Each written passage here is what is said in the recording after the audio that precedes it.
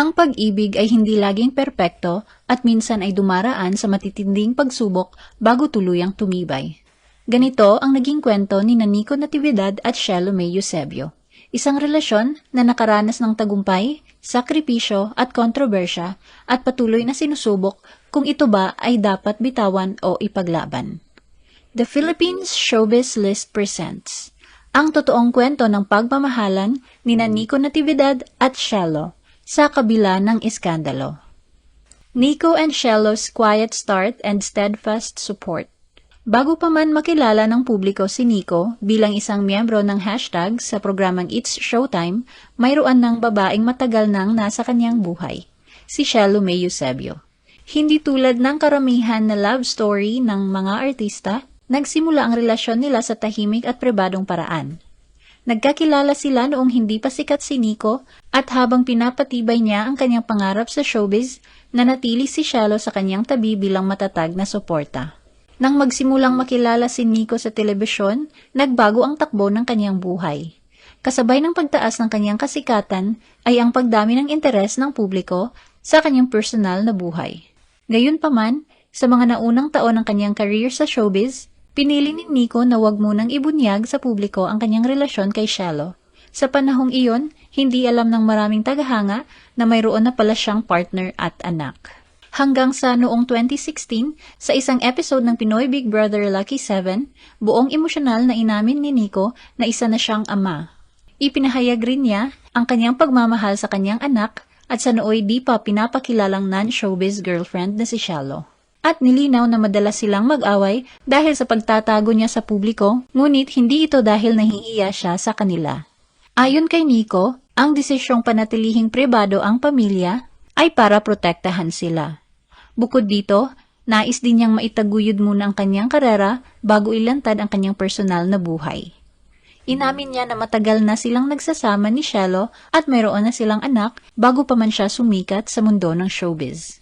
Kasunod nga nito ay unti-unti na ring nakilala ng publiko ang babaeng matagal nang nasa kanyang tabi. Habang abala si Nico sa kanyang trabaho sa showbiz, si Shelo naman ang madalas na nag-aalaga ng kanilang anak at nagpapanatili ng katahimikan sa kanilang pribadong buhay. Nico on his past cheating and physically hurting Shelo.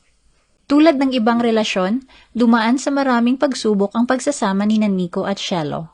Sa isang interview noong 2021, inamin ni Nico, bago siya sumikat bilang artista, marami silang pinagdaanan. Nang manalo siya sa Gandang Lalaki ng It's Showtime, kumuha sila ng maliit na inupahang kwarto sa halagang 2,500 pesos kada buwan. Nagkaroon siya ng pagkakataong magsimula bilang performer sa mga barangay fiesta, ngunit hindi pa opisyal na artista noong panahong iyon. Dito inamin niya na may mga pagkakataon na pisikal na nasaktan niya si Shelo, lalo na kapag nasa impluwensya ng alak at madalas din siyang magalit o magsalita ng hindi maganda dahil sa stress, kawalan ng trabaho at depresyon. Umabot pa sa puntong na barangay siya dahil sa insidenteng iyon at sinabi ng ama ni Shelo na pwede siyang makulong. Sa kabila ng lahat, sinabi ni Nico na nananatiling matatag at mapagpatawad si Shelo. Hindi raw ito nagalit at patuloy siyang sinuportahan kahit naaapektuhan ang kanilang relasyon. Pinayuhan at ipinakita umano ni Shelo ang tiwala sa kanya na naging dahilan para magsikap siyang magbago. Tinawag rin niyang asawa si Shelo kahit nagsasama pa lamang sila noon bilang simbolo ng kanilang commitment.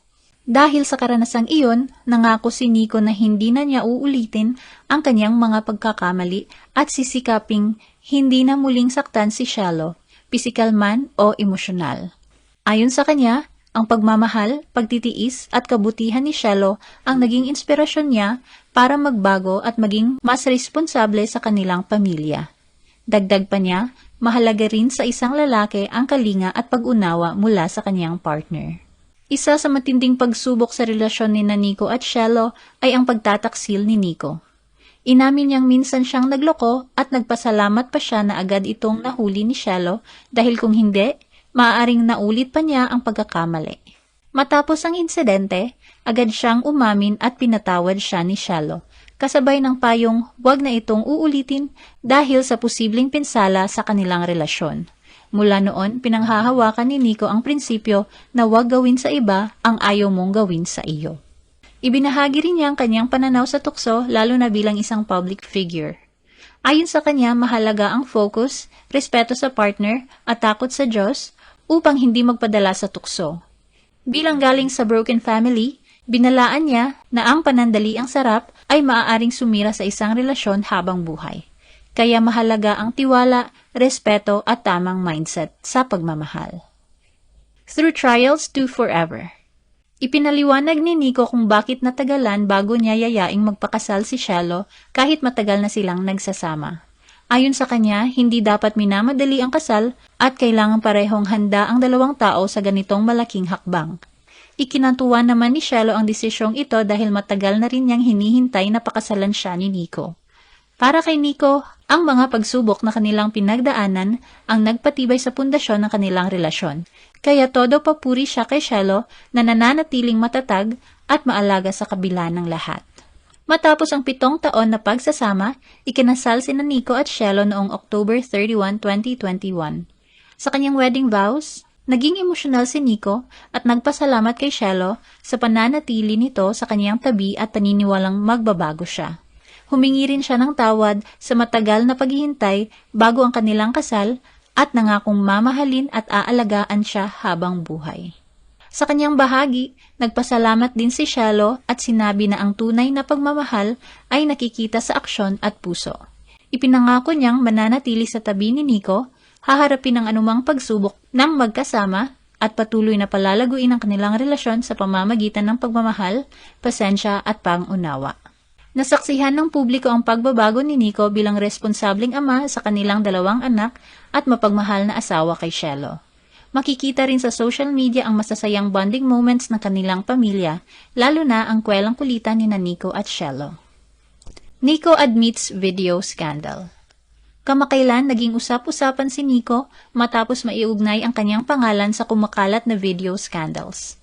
Dahil dito, marami ang kumestyon sa pangako niyang magbabago at maging tapat sa kanyang asawa. Sa panayam niya sa YouTube vlog ni OG Diaz noong March 6, inamin ni Nico na isa siya sa mga male celebrity na nasa leaked private videos. Ayon sa kanya, naganap ang insidente noong pagitan ng 2023 at 2024 at tinanggap niya ang pananagutan sa kanyang nagawa. Inamin ni Nico na nagkamali siya at bumigay sa tukso at iginiit na walang dahilan o tampuhan nila ni Shiloh na makapagbibigay katwiran sa kaniyang ginawa. Sinabi niyang noon pa man ay may kutob na siyang lalabas ang video matapos malaman noong 2025 na ibinebanta ito sa Telegram. Dahil dito, natakot siyang ipagtapat sa kaniyang asawa ang nangyari dahil sa pangambang masira ang kanilang pamilya. Kaya pinili niyang ipagpaliban ang pag-amin at subukang mapigilan o maantala ang paglabas ng video.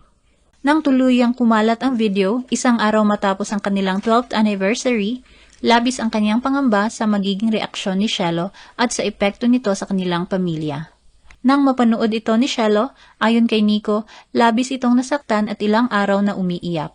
Nagtatanong kung may pagkukulang ba siya. Iginiit ni Nico na wala itong kasalanan at ang lahat ng pagkakamali ay sa kanya. Lalong nakaramdam ng matinding konsensya si Nico nang malaman niyang handa pa rin siyang patawarin ni Shiloh sa kabila ng kanyang pagtataksil. Dahil dito mas lalo siyang nagalit at natakot sa sarili. Lalo na nang makita niyang naawa pa sa kanya ang kanyang asawa. Para kay Nico, pakiramdam niya ay nasira niya ang tiwala ni Shiloh at ang kanilang pamilya. Sinabi rin niyang handa niyang tanggapin kung piliin ni Shiloh na makipaghiwalay, ngunit umaasa siyang hindi ito mangyayari upang mapanatili ang kanilang pamilya para sa kapakanan ng kanilang mga anak. Nang malaman ni Nico na naapektuhan rin ang kanilang 10-year-old na panganay, lalo siyang nabahala. Ayon sa kanya, nagtataka ang bata sa mga nangyari sa bahay at sa emosyonal na kalagayan ni Shiloh. Sa kabila nito, sinabi ng kanyang anak na mahal pa rin niya ang kanyang ama at naniniwala siyang mapapatawad ito ng Diyos. Matapos ang masinsinang pag-uusap, nagpasya sina Nico at Shiloh na huwag maghiwalay para sa kapakanan ng kanilang 2 anak. Ayon kay Nico, sa kabila ng matinding sakit, pinili ni Shiloh na magdasal, yakapin siya at bigyan siya ng pagkakataong patunayan ang kanyang pagsisisi. Sa ngayon, sinabi ni Nico na ang layunin niya ay maibalik ang tiwala ni Shiloh at paghilumin ang sugat na kanyang naidulot. Humihingi rin siya ng paumanhin sa publiko at pakiusap na huwag nang idamay ang kanyang asawa at mga anak sa kontrobersya. Shelo stands by Nico despite video scandal. Makalipas ang ilang oras, naglabas si Shelo ng open letter sa Facebook. Ipinaalam na pinipili niyang ipaglaban ang kanilang marriage ni Nico. Aminado siya sa pagkakamali ng asawa at sa sakit na dulot nito, ngunit pinili niyang magpatuloy para sa kapakanan ng kanilang mga anak. Ayon kay Shelo, mahirap at matagal ang muling pagtitiwala at nangangailangan ito ng tunay na pagbabago at consistency mula kay Nico. Habang ginagampanan ni Nico ang pananagutan, ang focus niya ay pagpapagaling ng sarili at relasyon. Binanggit din ni Shelo na ang nakikita ng publiko ay maliit na bahagi lamang ng kanilang buhay. Hindi nakikita ang sakripisyo at pag-aalaga na ginagawa nila sa likod ng kamera. Pinayuhan niya ang publiko na huwag idamay ang kanilang pamilya sa batikos at humiling ng respeto, kabaitan at pangunawa habang ipinagpapagaling at pinapalakas ang kanilang pamilya. Ano ang masasabi mo sa video na ito? Mag-like o mag-react at huwag mahiyang mag-comment. For our YouTube viewers, huwag kalimutan mag-subscribe at i-hit ang notification button. At para sa aming Facebook viewers, mag-like at follow sa aming Facebook page para updated ka sa mga showbiz chika. Thanks for watching!